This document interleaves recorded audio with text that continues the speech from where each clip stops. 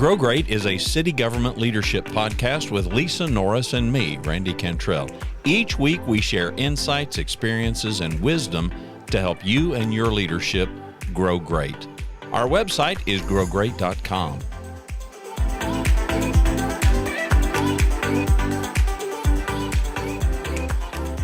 Well, we're in the new year now for everybody listening, and we are back with growgreat.com and Grow Great podcast. So we're excited to kick off this second week of the new year with Daniel Scesney, our police chief.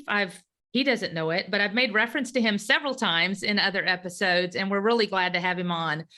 Grow Great is about growing you, the city, your community, and relationships and your team to be better than they are today, and improved each day that you go along. So our topic now is influence. And I loved having Daniel on. He is great at relationships.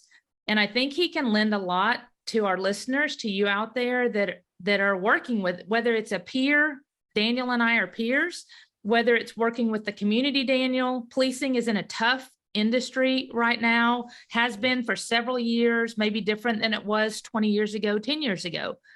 So I know community relationships and challenges exist for you and your team. And not only that, like I said, working with city council, people have new councils out there. We have a new council, different members, and they bring a different perspective than maybe you've worked with in the past. Doesn't mean bad, just different. So I wanted to open it up, and influence is, I know, a passion of yours in growing your people. But introduce yourself a little bit for our listeners first, and then we'll dig into the topic. Sure. Well, first of all, thank you for having me on. It's an honor. And the fact that you've mentioned me before, it's only true if she said good things. If it was bad things, it's true. As Lisa mentioned, my name is Daniel Scesney. I've been the police chief here in Grand Prairie for right at 3 years. I came up here in Grand Prairie, been a cop here since 2001. Before that, I grew up in Camarillo, California.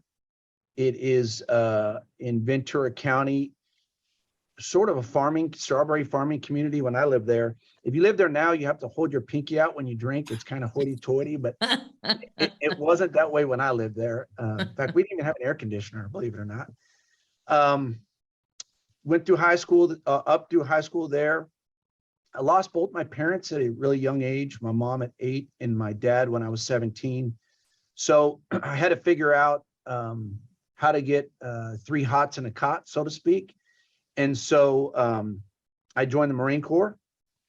I'd like to say that I did that out of this patriotic sense of duty. But the truth of it is, my best friend came home on boot camp leave, and he had a jazzy new car, probably on crazy high interest, and a dress blue uniform, and all the girls were paying him attention. And it seemed like he had the world by the horns. And so at 17, I can see how that would make an impression. Yeah. So I'm impressed now. What are you talking about? Well, yeah, until you show up there, and the welcome committee is a little bit different than you might expect anywhere else. Yeah. So I was actually there on Easter Sunday was my first day, and they made quite an impression, so to speak. So anyway, joined the Corps, completely saved my life, no question about that. They taught me a lot about leadership in the Marines. They've been doing it very well since 1775. After I got out of the Marines, I spent about just a New York minute being a private eye, chasing around, cheating husbands and wives. I don't recommend that job to anybody. It's it would destroy your image of the institution of marriage. And then I joined the Grand Prairie Police Department, where I've been for over 21 years now. And since I've been here, I've been fortunate enough to spend time in our street crimes unit, patrol. The bulk of my experience is in investigation, where I was a narcotics detective for quite some time, and then a major crimes detective, where I investigated homicides for many years. From there, I promoted to supervisor, sergeant, and my predecessor was looking for assistant chiefs, and he opened up to all the supervisory ranks, which at the time, I mean, I'm the line level supervisor, and I thought, you know, I got something to offer. I'm going to throw my name in the hat. And just about every one of my peers was telling me what a knucklehead I was for even thinking about doing that. But I did, and I was successful and promoted to assistant chief. Did that job for about 3 years. And then my boss, then and still, because he promoted to city manager, he went to city management. And I think, well, I take that back. When I became the police chief, he wasn't the city manager yet. He was a deputy city manager. I think city management does it different. My deputy, he wasn't an assistant, right? At least he was a deputy. That's right. He was a deputy, which is a number 2. Yeah, we do that different in police side. So deputy is number 3 for us. So anyway, I get those confused. But anyway, he became the deputy, and Tom Hart, his predecessor, promoted me to the assistant chief, or excuse me, the chief of police. And I've been doing that job for 3 years. By the way, perfect time to become the police chief with COVID, all the civil unrest with George Floyd. We lost a Cobra in Grand Prairie. Boy, that was fun. So, you know, it's been bonkers. So when he says Cobra, he means a real snake, if you didn't hear the news, right? Yeah, that's right. Your listeners are from all over. I should be clear. One of our residents somehow got a West African banded cobra within the city limits that escaped here. And slightly poisonous, maybe?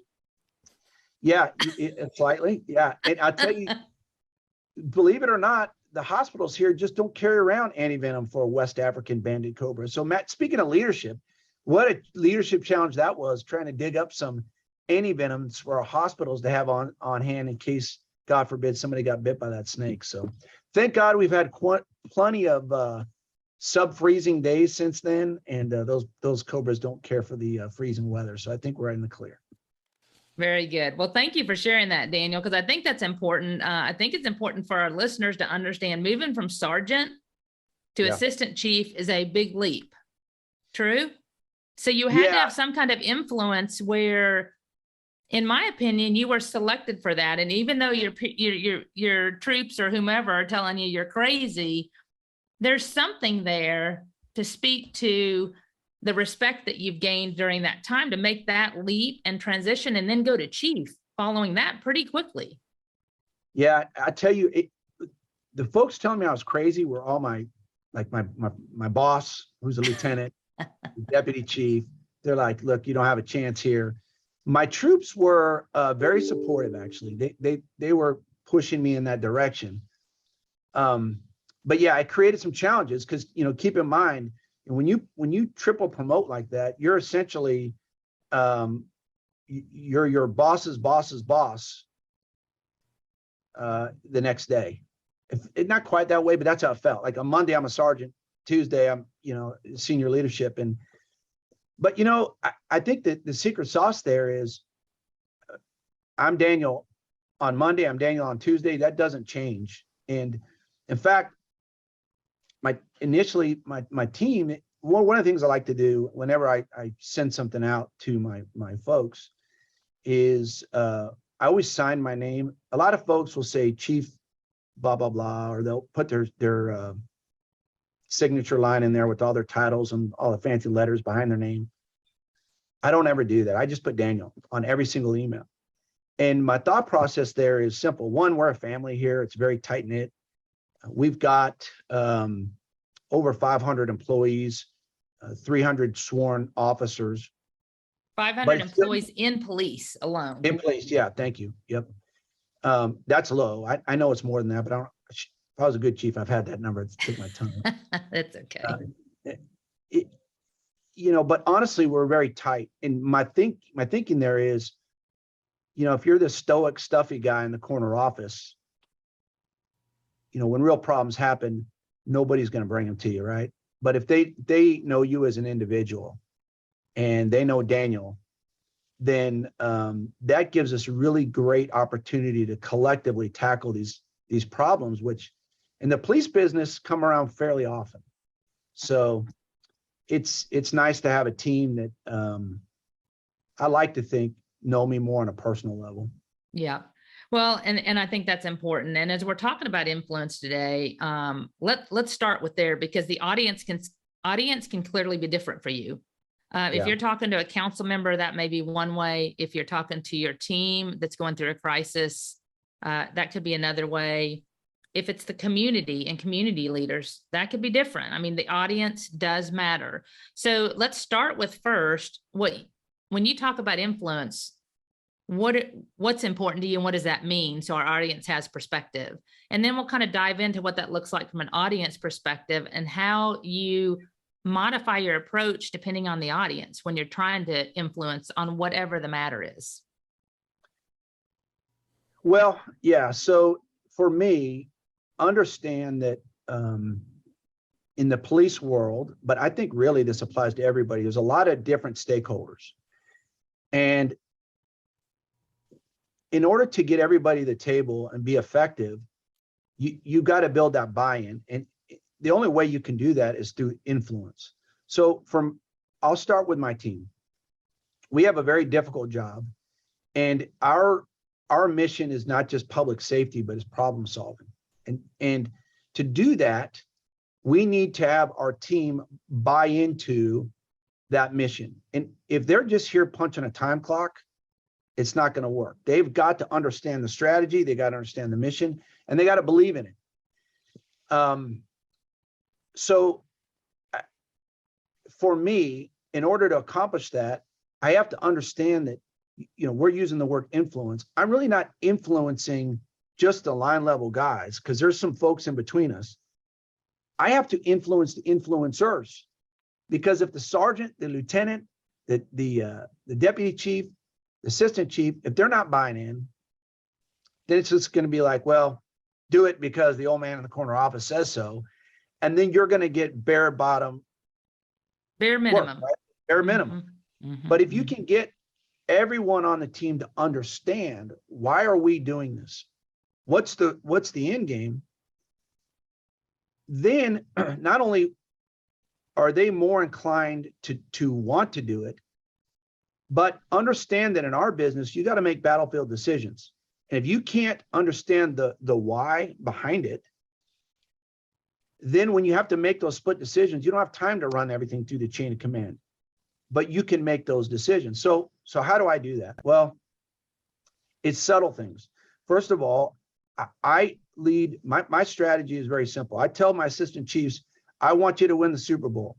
I'm not going to tell you how to pick your players. So I let them build their teams, and I stay out of that. Very, very rarely will I exercise the veto power of the Chiefs pen. Very rarely, because they're closer to understanding who their rock stars are. So they get the right people on the bus in the right seats. That's a John Maxwell, I think I'm stealing from. Maybe it's somebody else, but you guys know, you're in the leadership business. And get the right folks attacking the mission. And then give them the autonomy to make those decisions. But most importantly, remove the roadblocks. That's right. If we can just figure out what those roadblocks are and get them out of the way, good things happen. So I'll tell you a story. When I was a sergeant, we had this process where if a patrol officer makes an arrest, they would, and they got some drugs off the street, they have to come in, you got to bang out this report, and you have to check a box that says the drugs were booked into the evidence locker, right? A little oversimplified, but you get the gist. Well, if they didn't check that box, the sergeant gets the report, looks at it, oh, they didn't check the box. Think the sergeant could check the box for him? Nope, system won't allow it. So now you got to pull the officer back off the street. They got to come in, they got to check the box. Then it goes back to the sergeant. Yep, the box is checked. Now it goes to the lieutenant, and then it goes to the property room. So imagine how much time is wasted on the simple box check, bringing the officer back off the street. How many citizens, that 15 minutes times 300 cops times 365 days a year, how much time is wasted for patrolling and keeping our citizens safe because of this box being checked? So I make assistant chief, and as you can imagine, that box was high on my list of things to get rid of. And I go to our property room and I say, hey, what happens if you don't check the box for the drugs. Care to guess what happens? Nothing. Zip. Nothing. They just check the box. So we have a lot of things in our world that are boxes that aren't getting checked, that we get too focused on the process rather than the mission. And, or the value. Or the value. Mm-hmm. And so I think finding out where those boxes are, so to speak, is how I built influence with my team, is getting those roadblocks out of the way. And cops like catching crooks, but they hate busy work. And I think that's true of everybody. Nobody likes to just, fill out the TPS reports to make an offense reference. It sucks. So can I say sucks on your podcast? You can. You just did. Randy didn't hit the clicker to. No, you just did. All right. Anyhow, so I think that's one way. I'll tell you another way that I think is incredibly important as it relates to building influence with your team, is understanding you don't know everything and admitting when you're wrong. A lot of my peers, I suspect, think that's a sign of weakness. And I could not disagree with that more. I think my team appreciates when I say, I got it wrong. And I'll give an example of a time I've recently got it wrong. I noticed that our officers, their dress, we have a strict dress code policy here as it relates to the wearing of the uniform. And there's a lot of good reasons for that. I want our officers to get out of the car and our citizens to see our officers looking squared away and not look like they got hit by a Scud wrinkle bomb and, polished boots. And I think it sends a message to the would-be criminal that maybe that's not an officer I want to mess with because they're squared away. Maybe is that a little Marine Corps carryover? Probably, but I think there's value there. Well, so we amended our policy to tighten up some things. I don't allow beards. I saw a little bit of that sneaking in. I saw some belts that were looking like they got drugged behind their car on their way to work. So I tightened some of that up. But one of the things that we did was we added in there some grooming standards, and including artificial hair. And my thinking was I'd gone to a meeting with one of my civilian departments that report to me. I don't want to say who it is, but it was a civilian subset of the police department. And one of the employees showed up wearing very bright purple hair. I mean, it was like, and by the way, I'm a TCU fan, so you would think I would let that get away, but I can't wear it that way to work. So in my mind's eye, I wanted to adjust that. But what I didn't account for was that there are many, so I did away with artificial hair. Well, there are many in my department that by virtue of their culture wear weaved hair. It wasn't even on my radar screen. I blew it. I got it wrong. So some of those employees came in. I keep my door open all the time. They said, look, Chief, we think you got this wrong, and we'd like you to take another look at it. And they're right. They were 100% right. So I shoot out an email to my team suspending that section of the policy, and I'm trying now to get it right. But what was so meaningful to me about that lesson was that my team felt comfortable enough to come to me and sit down and say, hey, man, you're wrong on this. And I hope I built credibility with them to admit I got it wrong, because I did. So by the way, anybody learn from my mistake. That was a crash and burn. So anyway, admit when you're wrong, I think, is important. Well, and I think as you talked about it, what's important here too, we talk about humility a lot. You may or may not have heard any of the podcast, Daniel, but humility was one of our key leadership traits. And actually, that's where I mentioned you, because when you interviewed, I was on the interview panel with the directors, and we had a Q&A, and you were one of the candidates. And I specifically remember asking about relationships. I mean, you're talking about influence here. We were talking about it in the interview, if you remember. And we talked about, what are you going to do when you've now promoted from sergeant, a line level, to an assistant chief that has to work with all these other directors more prominently than you probably did as a sergeant? Sure. Because we're now not quite peers, but we're almost peers because of the involvement with the other teams across the city. And I remember you specifically saying, well, if I'm the smartest person in the room, I'm in the wrong room. Correct. You were like, I have to lean on you as experts and get your perspective in order to make a good decision. And if I'm not doing that, that's on me.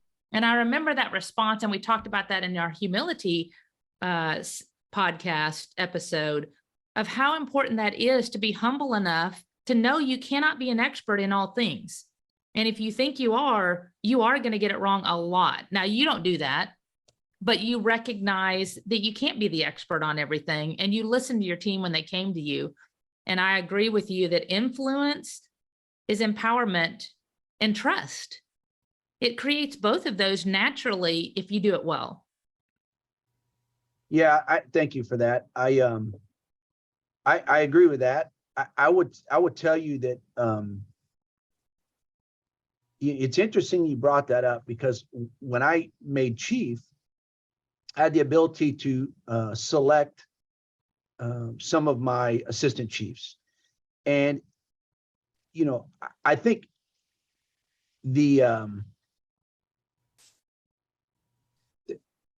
there's probably a common urge to pick like-minded people as your number twos. And I'm not suggesting that you want to pick somebody that's a polar opposite, but what I do suggest is that you pick people not because they think like you, but because they fill your gaps. So when I was looking at the potential candidates, there were folks on there that may have been better than others in certain areas, but the real crux was, where can they fill my deficiencies the best? And that's right. My backdrop is as I mentioned, is really heavy in the investigation side, but in the patrol side, it's nowhere near as heavy, particularly at the command level. So early on, I wanted to pick an expert in that area so that when he's talking, I shut up and listen. Right. Yeah. And I think that's true of you, Lisa, and our other department directors. We have a department directors meeting weekly, actually bi-weekly. Yeah. And it's really great opportunity, because I can sit there and listen to, some of my peers tackling their issues, and I can't tell you how much I've learned. I'll give you another example. I remember making a chief, and I went to my first budget meeting. I've got a 60 some odd $1 million budget now, but at the time, as an A chief, I was responsible for my bureau's budget. And I remember I'd been an A chief for 5 minutes, and I'm looking at this list of line items and accounting codes, and I'm like, holy Jesus, I have no idea what I'm looking at here. None. Right. And I'm in charge of it. So, yeah, I relied very heavily on the folks at purchasing and in finance to teach me those ropes. Which brings up another point: is you need to learn those jobs. If you were fortunate enough to be promoted over a spot or two, you better go back and learn those jobs, because you need to know them.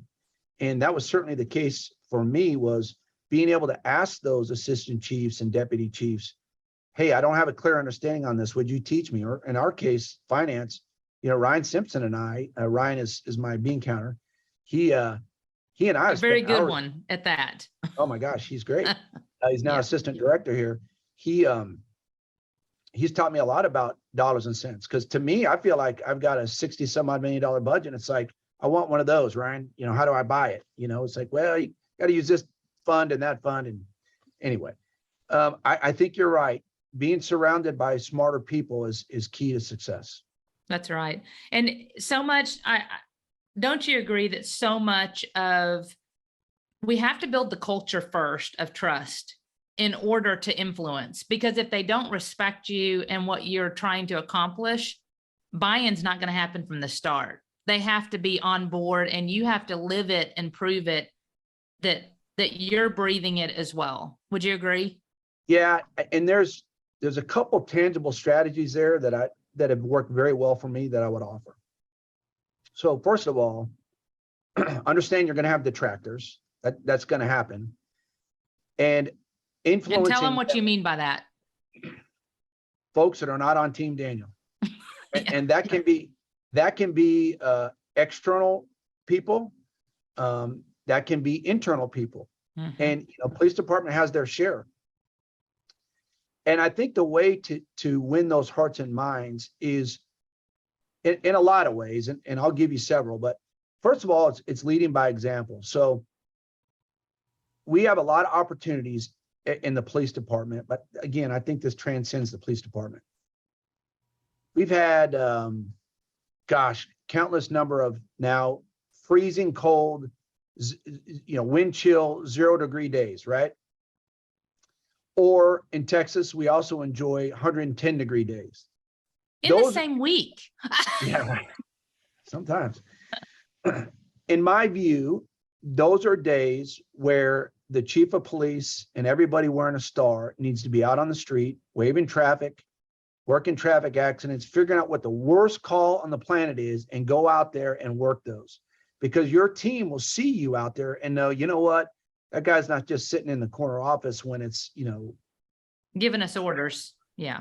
Right. So we did that. We actually slept in the building sometimes when the weather was really bad because just to be with our teams. So that would be one thing I would recommend. And that includes, again, if HR or city management, I mean, look, I've never been either, but I would humbly recommend that if you are asking your teams to do something in an incredibly difficult situation, it pays off to go spend some time in those trenches. That's right. So that'd be number one. The other thing I would say as it relates to influencing those individuals on your team, particularly the detractors, is recognize that you're not always going to be able to get that individual directly. So, but if you can understand who influences them and you can influence that person, well, then you're winning. So sometimes for me, that looks like maybe that's through radio, maybe that's through social media, maybe that's through a close associate of your detractor and getting them on your team. And then once you've built that relationship with that individual, they will then through osmosis influence the person that's not necessarily in your camp. We have to do that a lot. Recognize that in our business, if there's an individual that does something incredibly unethical, like in Minneapolis,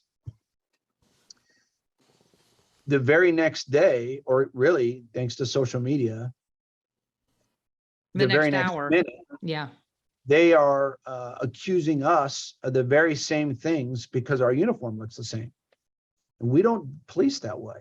So our strategy there is to try to build those relationships early so that we can, if we have to make a withdrawal on that emotional capital, we have that capital in the bank already.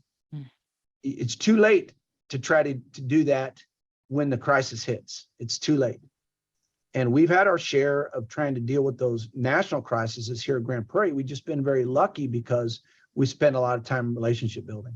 That's right. And you guys do so much, as I'm sure many departments around the United States do. We, unfortunately, with social media, you typically hear about the bad stuff. And I'm glad to see at least in the recent year, they're starting to better promote the good stuff. And I know you guys try to promote the good stuff and make it very visible. You do a lot of community policing, a lot of engagement. You guys are at a lot of external events continually to build those positive relationships. And I've seen you out there talking with community, talking with young people, getting their perspective. So I think that influence is huge from a community perspective. And thank you for sharing the stories. So let's talk now about influence. So police chiefs have to deal with a lot of difficult issues with councils and with city manager's office, both of which have that interaction in different ways. Does influence look the same as what you're applying to your team and your community, or does it now morph into something in a different way, and why? No, I think everybody's looks different. I think understanding what your elected officials are looking for is, A, they want responsiveness. B, you have to understand that they are answering to the public who elected them, and the public expects certain things. So they have to demonstrate to the public that they are responsive to their needs. So I would encourage folks to guard against, let me put it to you this way. When I made police chief, I thought, I had this idea in my mind that I'd be thwarting a terror plot on Monday. I'd be saving a baby out of a burning building on Tuesday. Active shooter on Wednesday. That's not what the job of a police chief looks like. I'm here to tell you. I get barking dog calls to my desk. I get there's an 18-wheeler big rig parked in my neighborhood. The grass is too tall. And those complaints come in through our council, because our elected officials have a portal that they receive those complaints through. What I would recommend that everybody guard against is, your job isn't to be a crime fighter if you're a police chief. Your job is to be a problem solver. And the elected officials aren't bothering you on a Saturday because they feel like messing with the grass being 11 inches tall. It's because they have constituents that are calling them, right? So getting out of that mindset that this isn't my job, or it's too minor. It's too minor, is key. Just throw that in the garbage can. What you got to realize is you need to have your team recognize that you're in the problem solving business. Let's get all of our stakeholders together and let's just knock it out. And I think once we're able to do that, we've been pretty good at that, and quickly, then our elected officials understand that, okay, they get it. And then those things start to reduce on their own. Right. And they start understanding that we've got it. And, particularly new elected officials don't understand that there are some people that are going to complain because the sky is blue. It's just the way it is. But you know what? Even a broken clock's right twice a day. And so you got to look at everyone. You look at everyone, see if there's merit there, and you move on and you let the noise go. And I'm very lucky here in Grand Prairie that we've got a very supportive council. They don't always agree on every single issue, but they've always heard me out and they've always given me a fair shake. I know that not all chiefs can say that. So, and I like to believe that's because I've had an opportunity to build those relationships with them. Sat down with every one of them. I showed them what policing in our shop looks like, our crime fighting strategy, and how we do our business. And they've been great.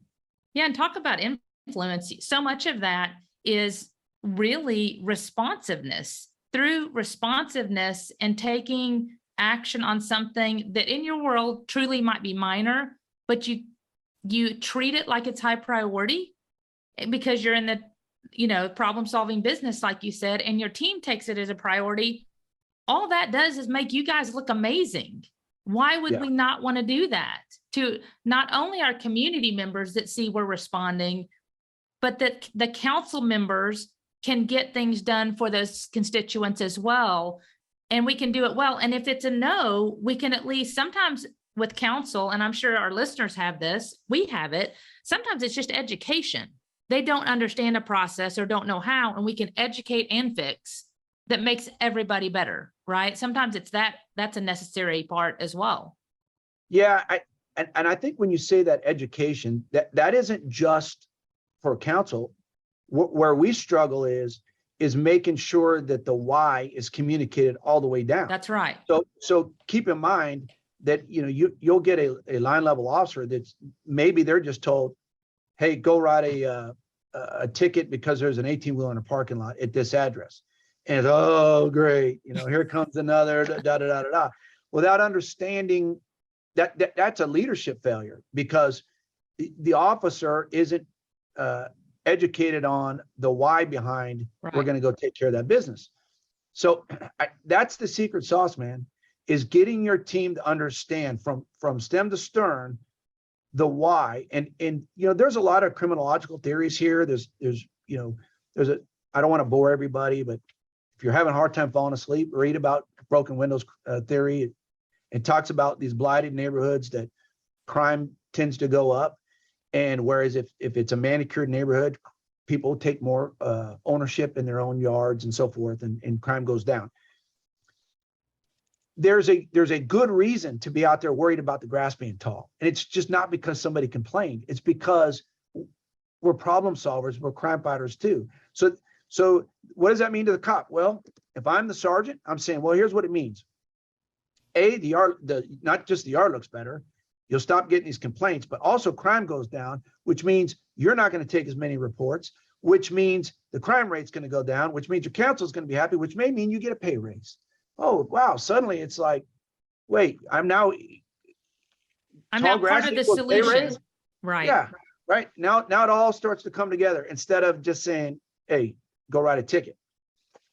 It's being strategic versus tactical. And so much, you look back 10 years ago, so much of everybody's business was tactical. It was just getting the job done each day. And I think I'm proud in our city, and I'm sure there are many cities like that, that Tom initially and Steve continues to promote, find the yes when you can, solve the issue, and make it better tomorrow than it was today.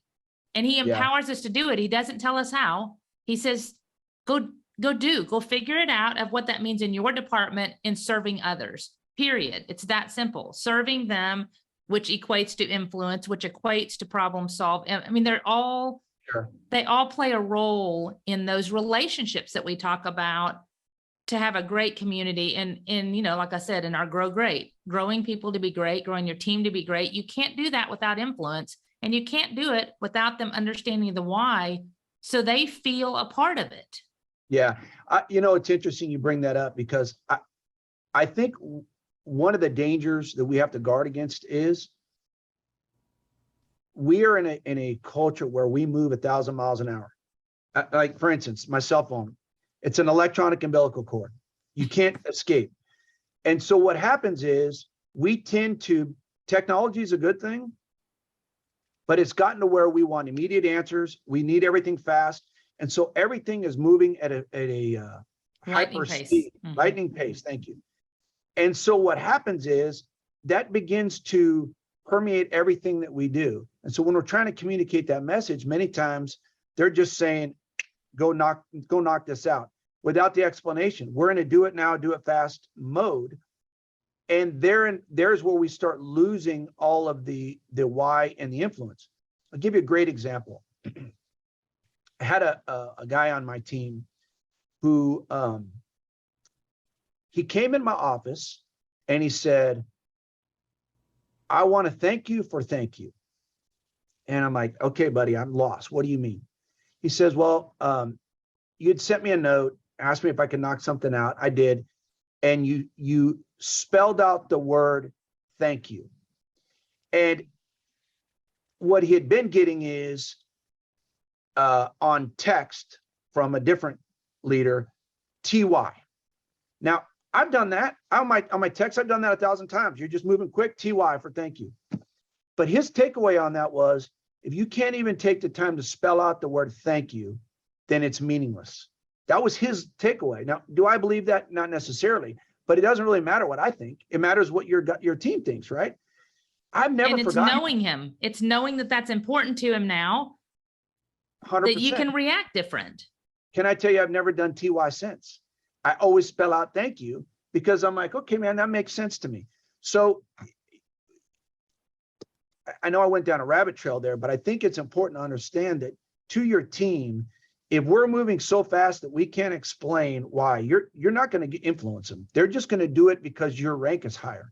And that's that you're going to get bare minimum if you do it that way. Well, and that goes to your direct point of, I do think it may have been a rabbit hole, but it's a good rabbit hole, because that shows the power of influence up and down. You had a person, I'm assuming, that was beneath you, correct? Yeah. Yep. It was on your team. Doesn't mean they were less valued than you, but they were lower on the totem pole.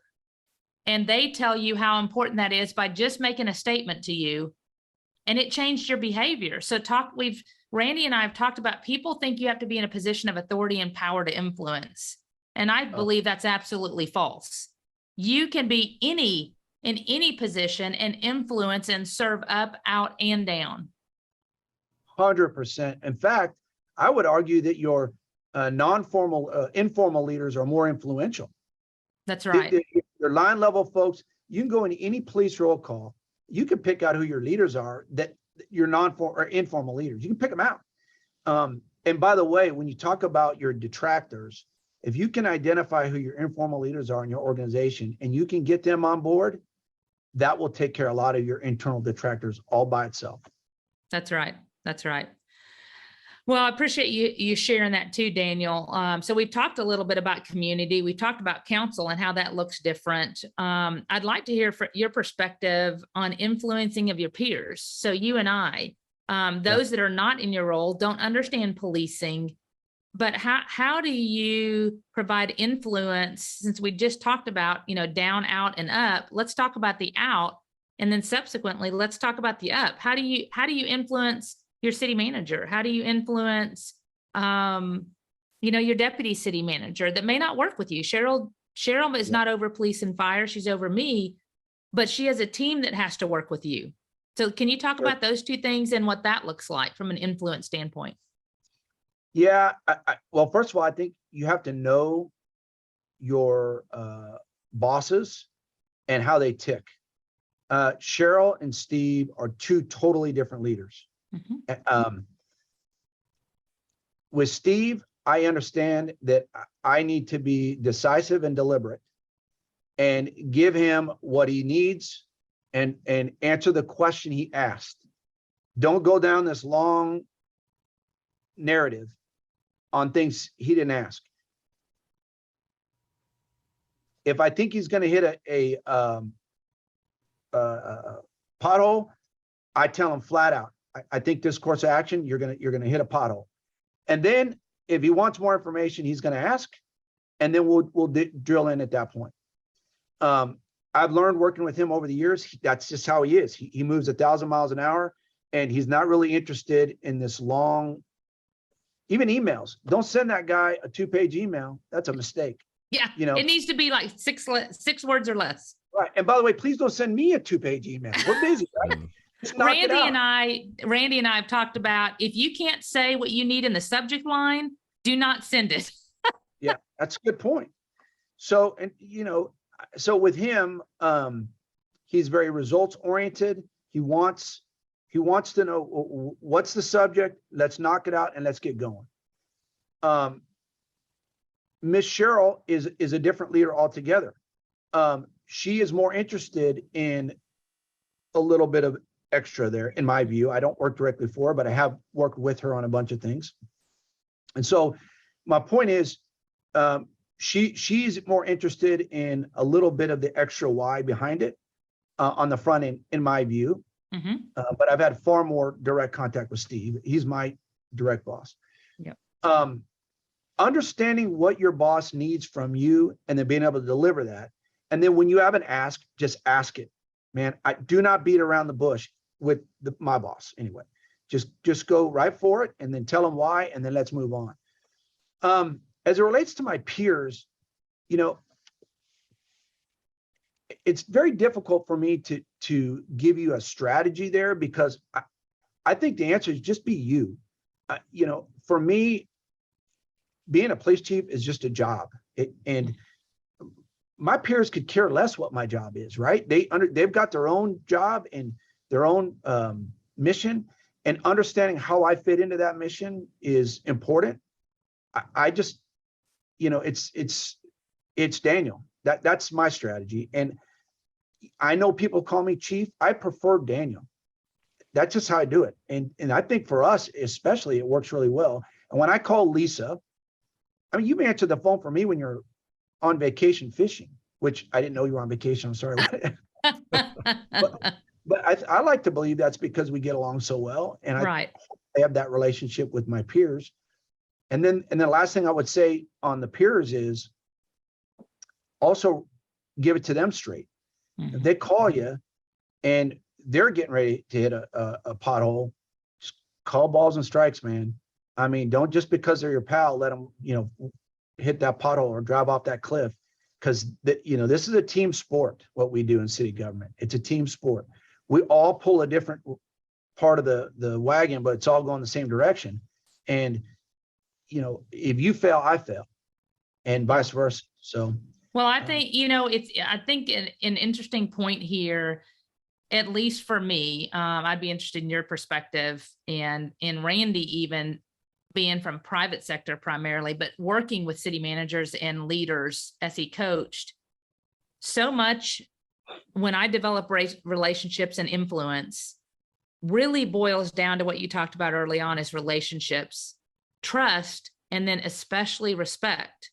When I respect the leader because they respect me, we are in completely different industries, but just saying, hey, I just need their opinion on something. I need their position. It's much easier to go into battle for them when you need to, not falsely. Like you said, Randy and I have talked a lot about, you need to lean into who you are. I don't want to try to be Daniel. You don't want to try to be Lisa, but I respect what you bring to the table and your perspective, because you provide it back in such a way that it's safe. It's safe for me. And I go to the theory, if you remember, I remember we were in COVID. I can't remember if you were when did you become chief? What year? Was that in the middle of COVID? 2020. Yeah. Okay. And I remember Cheryl was new. And I don't think she'd mind me sharing this. And I may have shared this on another podcast, but I remember her during COVID, during this peak, we're in crisis. We're all trying to figure it out, and new laws. Yeah, new laws. Everybody's running on fire, frantic, just trying to figure stuff out. Every day we're meeting, right, as a team. Emails are coming out from city management on, okay, today's updates are X. But I remember during that time, Cheryl calls me and said, hey, you need to fix the relationship with police. Do you remember that call I made to you? Yeah. Do you remember my answer? I do. So for the listeners. I even remember the answer. Yeah. And so I remember Cheryl going, you need to fix your issue. You need to fix your relationship with police. And I'm like, what's going on with police? I thought we were good to go. I've got a great relationship. She goes, no, not so much. And so I was like, okay, well, she goes, but be careful on how you share kind of, she was just giving me some guidance that go fix it. A lot of directors, if they're told that, could get frustrated. They could say, oh, here we go.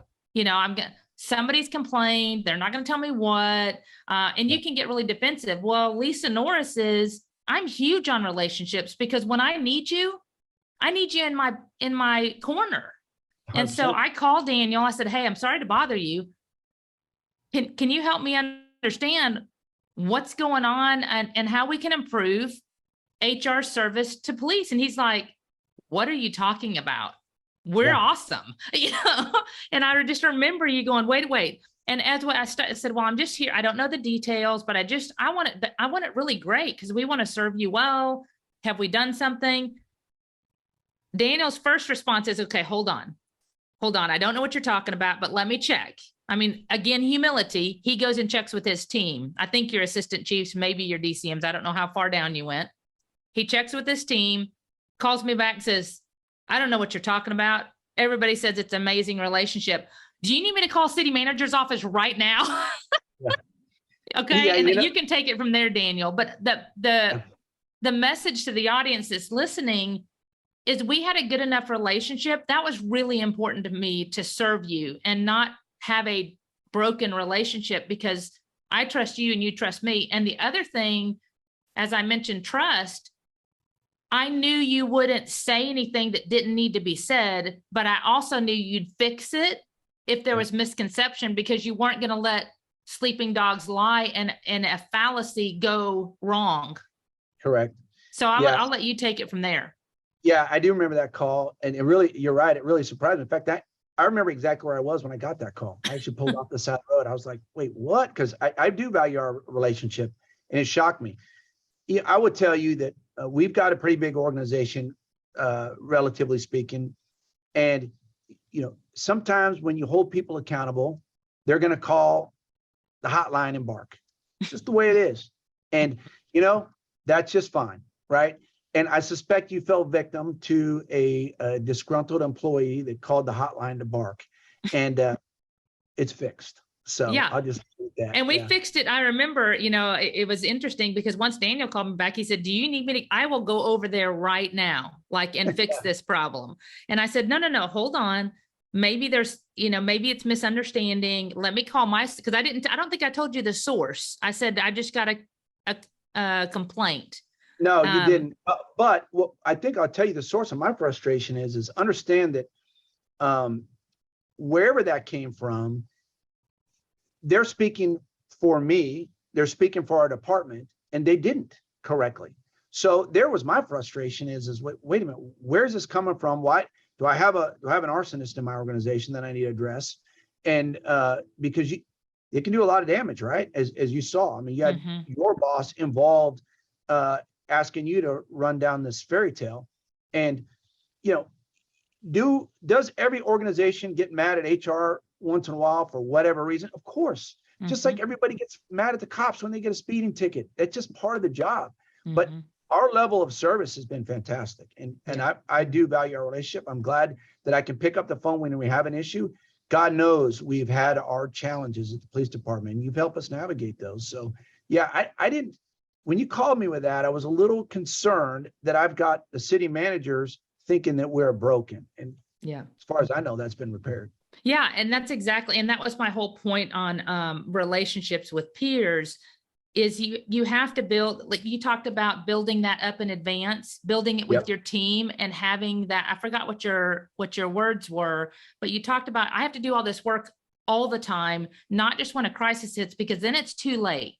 Okay. Yeah, I agree. And I would add to that you really got to give everybody the benefit of the doubt, man, not just in your own shop, but all the other shops. I mean, generally speaking, people aren't doing things to stick it to you. If there's something that the ball gets dropped, it's an oversight, it's a common mistake. And, there's only one person that ever walked this earth that's never made a mistake. And it's certainly not this guy. So I can just tell you, I think if you keep that open mind and realize, even if you think you're slighted, chances are somebody just made a mistake. Who cares? And in that particular situation, I don't even think that was the case.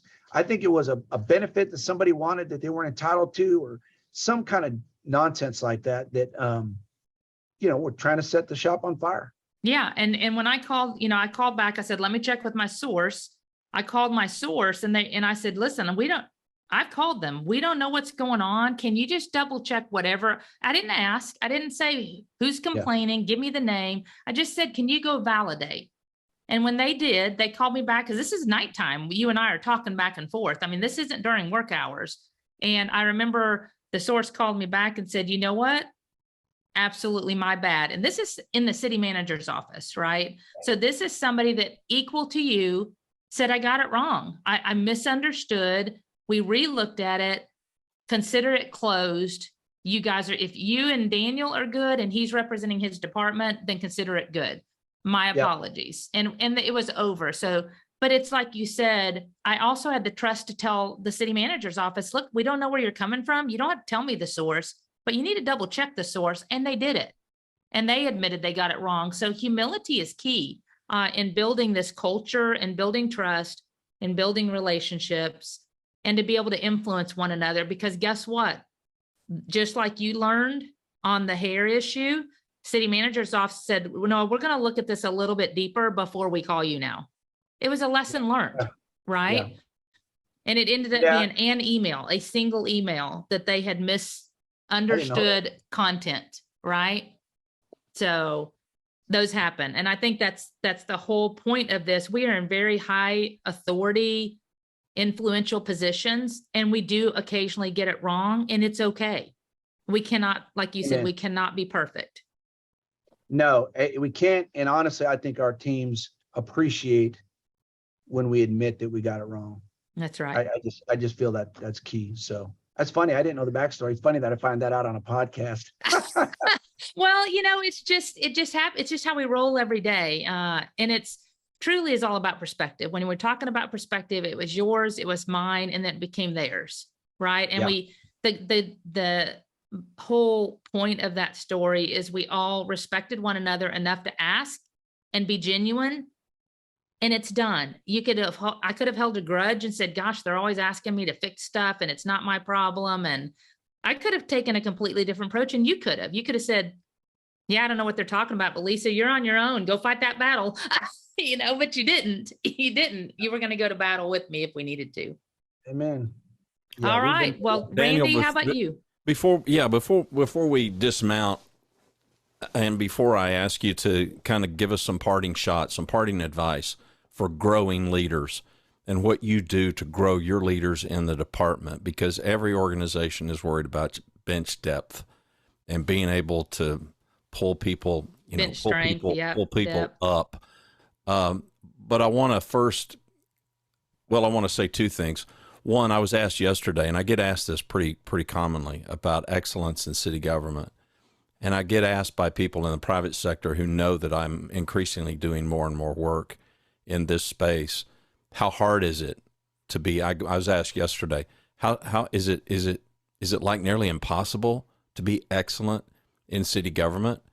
And today my standard answer is no, it's not.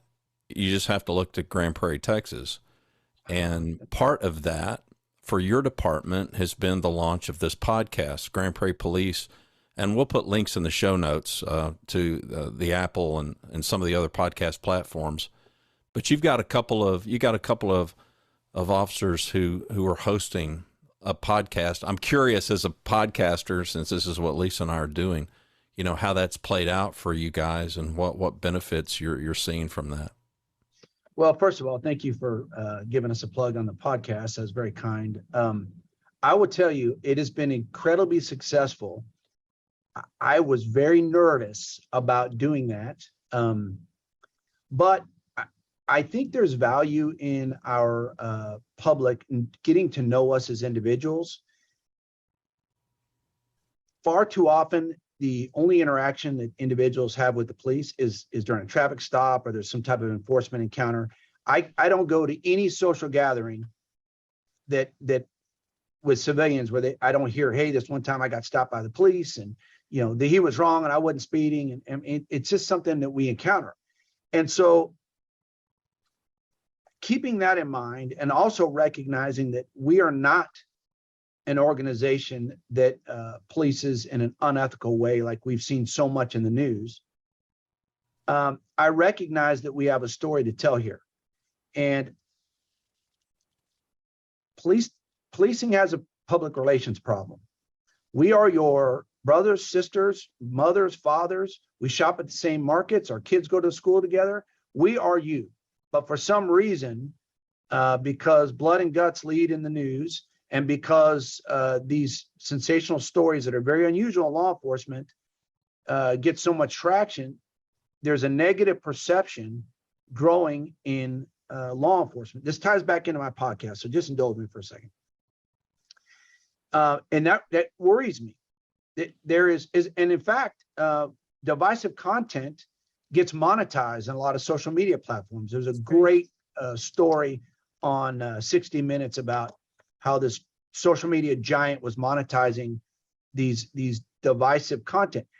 I feel like that transcends just divisive content, but specifically goes to police relationships with the community. And so there was another story where, for the first time in forever, the public perception of police was negative, or the positive perception was below 50%. So I recognize that while I know that's not true, that's the perception, which can be reality. So I had to find a way to humanize us as police officers. Now, having said that, the podcast was not my idea. That came to me from the shop floor, just like most of the good ideas do come from the shop floor. And initially I was very apprehensive about it, but I thought, what a better way to tell our story to the public and who we are as individuals, as dads, moms, veterans, not just cops. So that was what we did. We started a podcast and we started just grabbing random officers and say, tell us your story. And we didn't just, in fact, we don't talk a whole lot about policing. We talk about what where'd you come up? How did you get here? What is it that moves you? And I mean, we've got guys from, I've got an assistant chief that's from Kenya, speaks Swahili. I've got former NFL players. I've got special forces operators that have been in Afghanistan, Iraq, Navy SEALs, an opera singer. I mean, we are truly an eclectic bunch, and it gives us that platform to do that. So long answer to a short question, but we are now in the top 20% of podcasts, whatever that means. And I'm super excited about that. They had me get on there, and I let it all hang out. And I gave all the good, the bad, and the ugly about Daniel. And so some embarrassing, including falling off a roof into a rose bush when I was hanging my Christmas lights, and and others. So you should check it out. And tell us that address again, Daniel, one more time. It's called the GPPD podcast. G as in Grand Prairie Police Department, GPPD. Yeah, and I'll podcast. put links. People can just go to the website, and I'll put links to it. You've got a terrific page, by the way. That's the city website. But does the podcast have its own link as far as the web address? Because I don't think it does. I don't think so either. I think you can just plug that into any of the forums that do podcasts, and GPPD podcast will get you there. Yeah, we'll make it easy. We'll make it easy for our listeners. All right, my last and only questions. I like these kind of episodes where I can just sit back because the conversation is good, and I can just kind of sit back and listen, and it's terrific. It's terrific. Thanks for being on. So, a couple of takeaways as somebody, participating in this, but thankfully being mostly silent. So here we've got a director of HR, we've got a police chief, we've referred to Cheryl, and Cheryl gets referred to quite often in our podcast. But the takeaway for me, and I hope for the listeners, is so Daniel's door is open, but there's a lot of leaders who leave their doors open. And that doesn't mean people come through them. But these doors are open, and these people are going through these doors, and they're going through the doors of their superiors, and their people are coming in through their door, because you've already heard two pretty vivid illustrations of leaders who admitted we didn't get that right, and extending apologies. And that humanity and that humility, I think, goes a long way. So talk about your leadership team, Daniel, and how you're solidifying those, how you're trying to grow those people, and what advice would you give to anybody in our audience who's in a position, I want to grow my people. What are some things that I can do? Yeah. So the first advice I would give is, there's a lot of opportunities where, as being the chief, I'm inclined to knock it down. Maybe it's a council presentation, or going to this event or that event. I highly recommend bringing your number 2s and 3s with you to those things to give them exposure. My predecessor was great at that. I knew who all the players were before I became the police chief, and it gave me an opportunity to learn through osmosis. Most of the things that I've learned from my predecessor was just by watching, rather than any wisdom that he imparted. So I would encourage anyone listening to get your subordinate leaders in those positions to watch you tackle those difficult situations. The other thing is sort of the golden rule. I certainly didn't bring this up. I'd be shocked if you didn't already discuss it. But I never, ever, ever criticize in public, but I always praise in public. Leaders take the blame and they defer the credit. So I think that's an incredible takeaway. And then the last thing I would add as it relates to development is, I don't know if you can read this sign that I have giant on my wall, but it's a quote from Harry Truman, and it says, it's amazing what you can get done if you don't care who gets the credit. And that to me, I know we've got maybe I need to zoom it in there, but people are listening. To me, that is really excellent. And remembering that, who cares who gets the credit if you get to the finish line?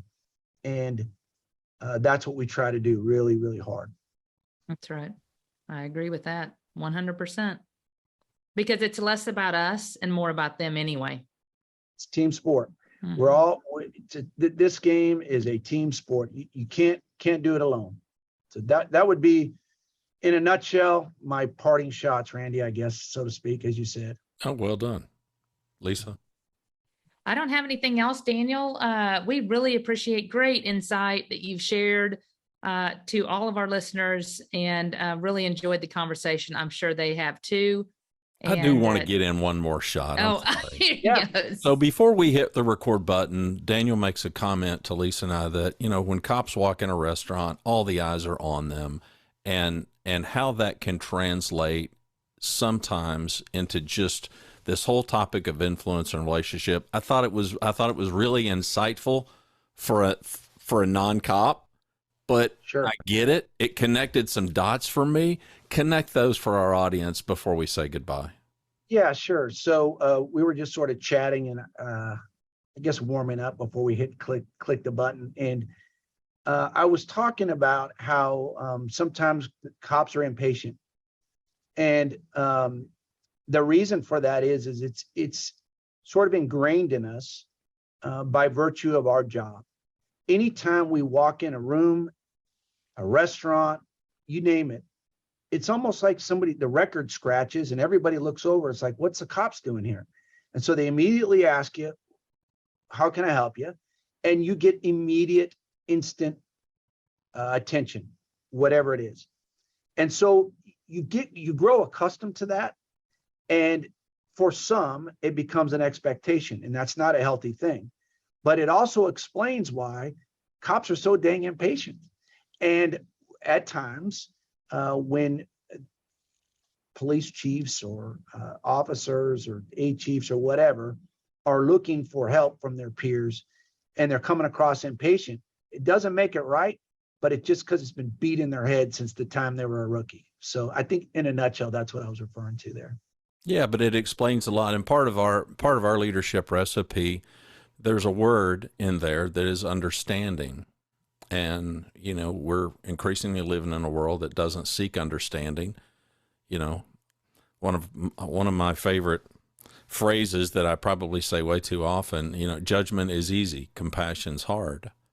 And most people do choose judgment. And it would be real easy to judge a police officer, by those standards. I was sitting with a chief some years ago who was a client, and he had a video that a buddy of his had sent, and they had been on this high-speed pursuit of a known felon, big history with drugs and violence, and the cop is just cussing a blue streak to get the man out of the car, and was very concerned about that footage, how that might depict him and the force.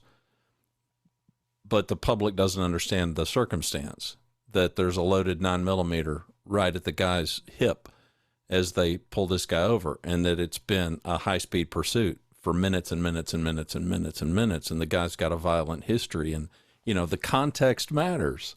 It just matters, and our ability to understand all this stuff matters. So, no, I appreciate your service, both in the Marines and now, and thanks for being with us. Lisa? Well, thank you for having me. This has really been an honor for me.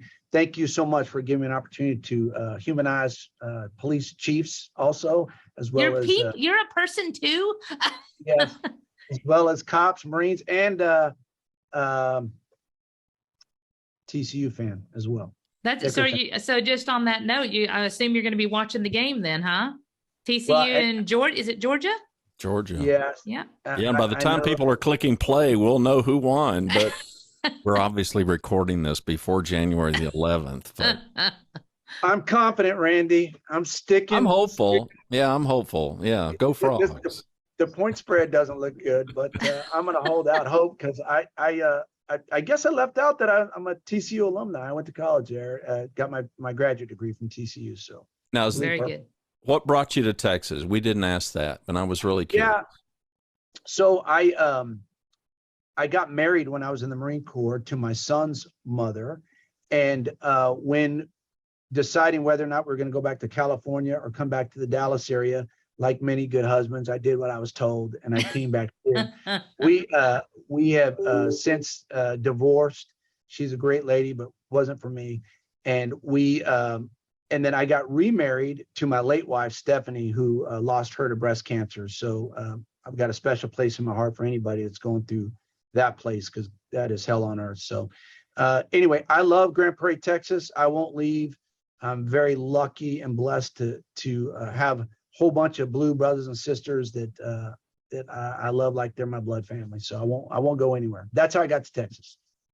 That's All right. I promise I'm done, Lisa. All right. No, I appreciate you being on the show, Daniel. Hopefully our listeners gleaned a lot of value from this conversation. I believe it was a good one. I always enjoy working with you, and thanks for joining us on the show. Thanks, y'all. Appreciate you. Thanks for watching and listening to Grow Great, a city government leadership podcast. For Lisa Norris, I'm Randy Cantrell. Be well, do good, grow great. The website is growgreat.com.